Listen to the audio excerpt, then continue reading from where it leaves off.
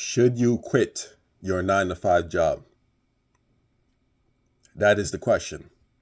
Now, I've asked myself this question a lot of times in the past years because I've worked a lot of different positions. I've worked in retail. I've worked as a paraprofessional slash ABA therapist. I've worked Uber. I've worked Amazon. I've worked Uber Eats. I've worked DoorDash. All of these companies I've worked. And to sum it all up, it just seems like a whole melting pot of different problems and different issues. But all in all, if I had to evaluate the mistakes that I made, right? Because we all make mistakes. We all make mistakes at these jobs. If I had to look back and say, what could I have done differently? I'm gonna tell you right now. But first, like, share, subscribe to the video. Excuse me for a second.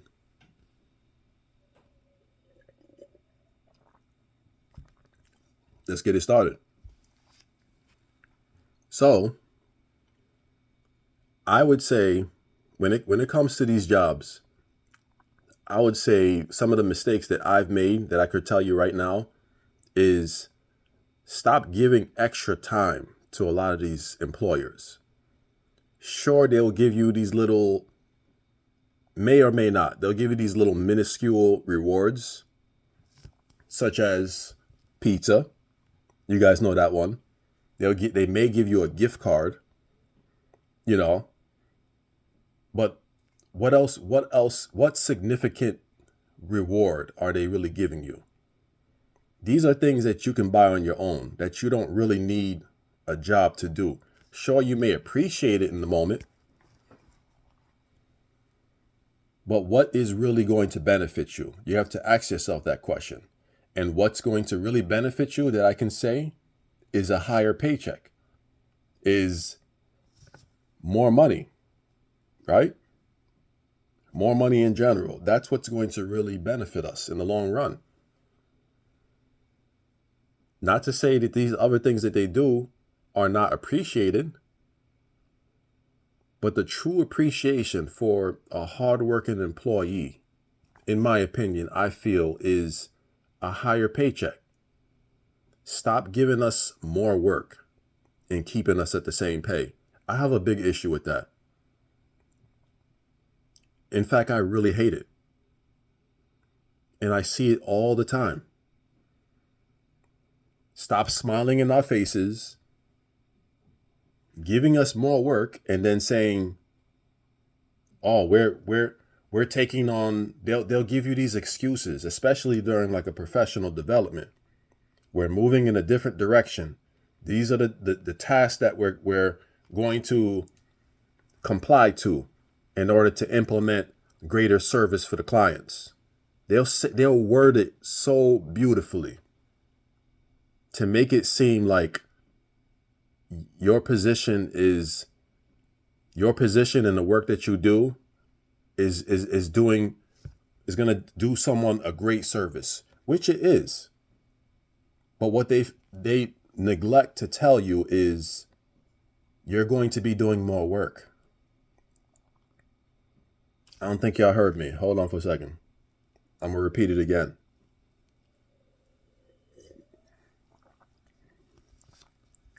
Let's repeat that again. For the people in the back, you're going to be doing more work. They neglect to really spit the facts to you straight. No chaser. You're going to be doing more work and you will be paid the same amount you were paid before. No changes to your paycheck. But hey, you're part of the work family, right? We look out for each other. That's what they'll tell you. We're a big work family. And when you hear this term, pick up your red flag and wave it all around. Wave it in the air like you just don't care. That's a big red flag. Listen to the wording that some of these guys give you on these jobs. because they'll tell you the most craziest BS, and they'll make it seem like it's gospel for everyone to hear. Stop it. I think employees just want to hear the truth. We don't want to be lied to. I know I don't want to be lied to. I want to hear the truth. No matter how uncomfortable the truth may be, just tell me the truth. Stop sugarcoating things. Another thing, when you're on these jobs and you take your break away from everybody. Stop being the yes man and stop being around everyone on your break. Yeah, you may want to talk to one or two people, but if it's a nice day, especially, take your day outside. Go outside. Enjoy the sun. Let the sun hit you. Do not stay in the building, especially if your building is a bad culture. You got a bad culture in your environment. Take a break outside. If you got to go to your car with your lunch, do that. Go right to your car with your lunch. Wintertime, I used to take my lunch, start my car, put the heat on, eat my lunch right in my car. That's my lunch area, right behind the steering wheel. You think I was playing? I was going to sit in the midst of everybody and still be stressed because people are bringing their drama that you're not trying to hear? No, I'm not trying to hear that. You got to find ways to have peace in your life at jobs that have horrible environments. Stop staying in those environments if you don't have to. Temporarily take breaks out of those environments. There's no need to stay in the building all day if you don't have to. No reason. Stop giving your employers extra time out of your own personal schedule.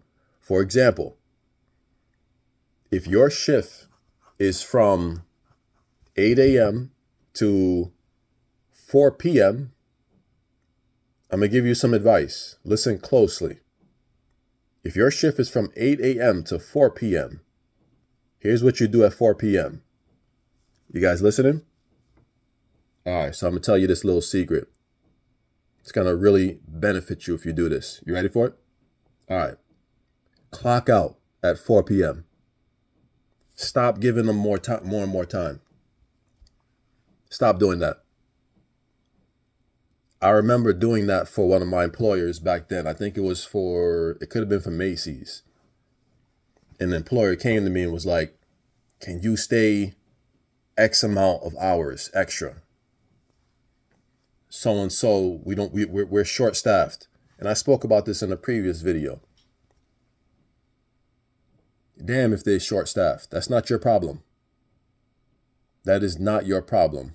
That's a more company-wise problem. Maybe you guys should have better work conditions that people can feel comfortable coming in more consistently. You know, there's different reasons why a company may always be short-staffed. Especially how burnout is a real thing. Have you guys experienced burnout? I have. I've definitely experienced burnout. But guess what? Your job most likely does not care about burnout. And that's why I made that video based on work-life balance. Go check that out if you haven't checked it out. I believe it's called work-life balance. But the importance of just taking time out for yourself. Your employer will never look at you and say, yo, you look tired. Go take a break. I've yet to see an employer actually care enough to be like, go take a break. You look tired. You've been working pretty hard today. Go eat, go take some extra time on your lunch. I appreciate you. Do those sound like the words of the typical employer? No. No. And that's why I said, take time out for yourself. Do not give your employers your personal time. Stop doing that.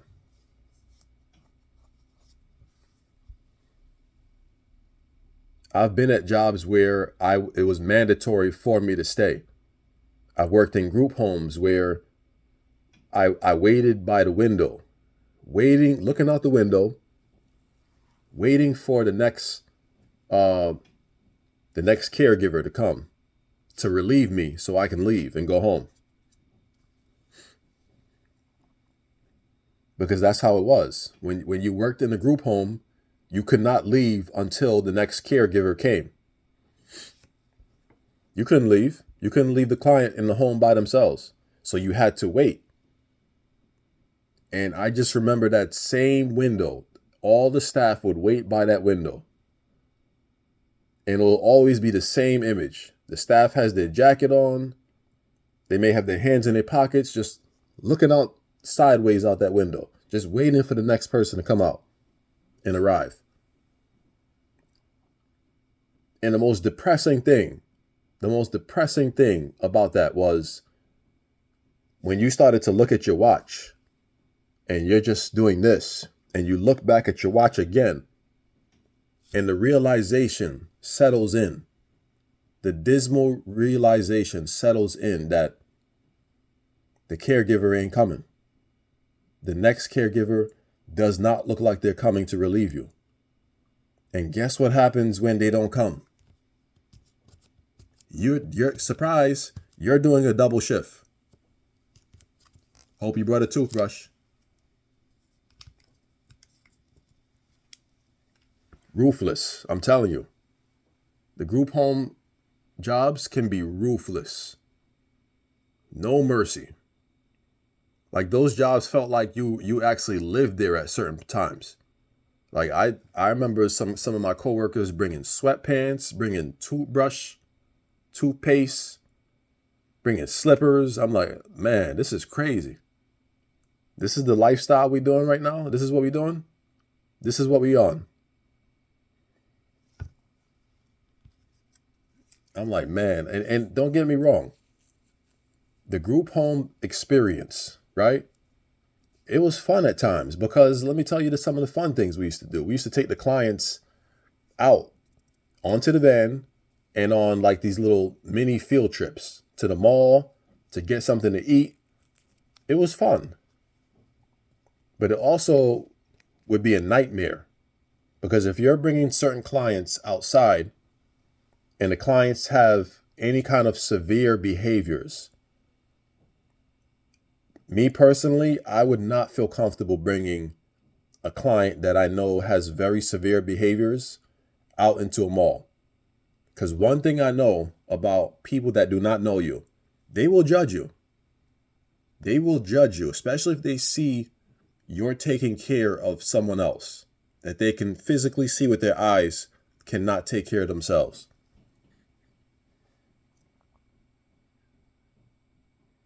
And that's just what it is. And unfortunately, when you are black and you're taking care of someone that is not black, they have their vision on you becomes more consolidated. So they're watching you even closer. A more magnified glass, kind of closer. If you get what I'm saying.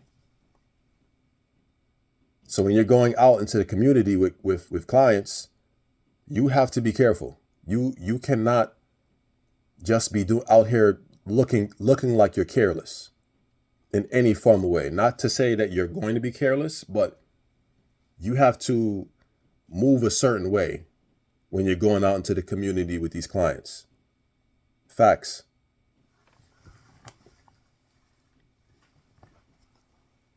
But seriously, we have to move a different way with these jobs.